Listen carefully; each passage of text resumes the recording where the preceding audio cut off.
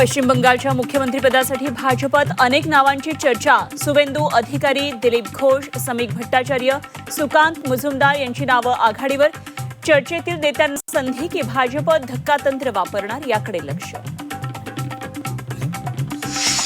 केरळमध्ये मुख्यमंत्रीपदासाठी काँग्रेसकडून विविध नावांची चर्चा। चन्नीथला केसी वेणुगोपाल यांचं नाव आघाडीवर तर शशी थरूर, व्ही सतीशन यांचंही नाव चर्चेत।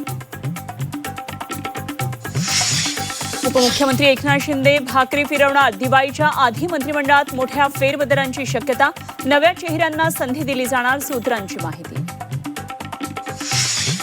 रायगडमध्ये शिवसेना राष्ट्रवादी संघर्ष संपला। आमदार महेंद्र थोरवेंकडून एकत्र येण्याचे संकेत। दोन्ही पक्षातील कटुता कमी झाल्याची महेंद्र थोरवेंची माहिती।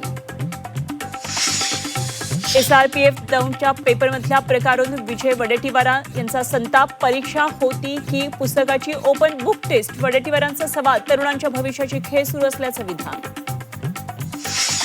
नसरापूर अत्याचार आणि हत्या प्रकरणाच्या तपासावर मुख्यमंत्री फडणवीसांचं बारीक लक्ष। फडणवीस वरिष्ठ पोलीस अधिकाऱ्यांच्या संपर्कात। तपासातील पुरावे, तांत्रिक बाबींवर विशेष नजर। नसरापूरची घटना भयानक आणि चीड आणणारी। नराधमाला हाल हाल करून संपवलं पाहिजे। मनसे अध्यक्ष राज ठाकरे यांची संतप्त प्रतिक्रिया।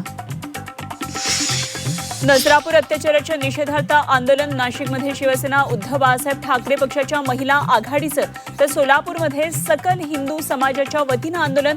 नराधमाला बेहाल करून मारण्याची महिलांची मागणी।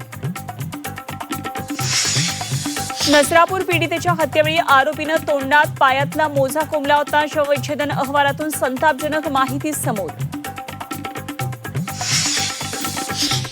नाशिक बहुराष्ट्रीय कंपनी धर्मांतर लैंगिक शोषण प्रकरणात आरोपींची कागदपत्र, आर्थिक व्यवहारांची पडताळणी। आधार, पॅन, डिजिटल नेटवर्कची सखोल तपासणी सुरू। भोंदू अशोक खरातचा ताबा आता शिर्डी पोलिसांकडे। राहता न्यायालयात खरातला आज हजर करणार। तर मनी लॉन्ड्रिंगच्या प्रकरणामध्ये प्रतिभा चाकणकर यांची ईडीकडून 8 तास चौकशी। आणि पालघरमध्ये अघोरी पूजेच्या बहाण्यानं अल्पवयीन मुलीवर अत्याचार। 55 वर्षाच्या भोंदू बाबाला पोलिसांनी ठोकल्या बेड्या।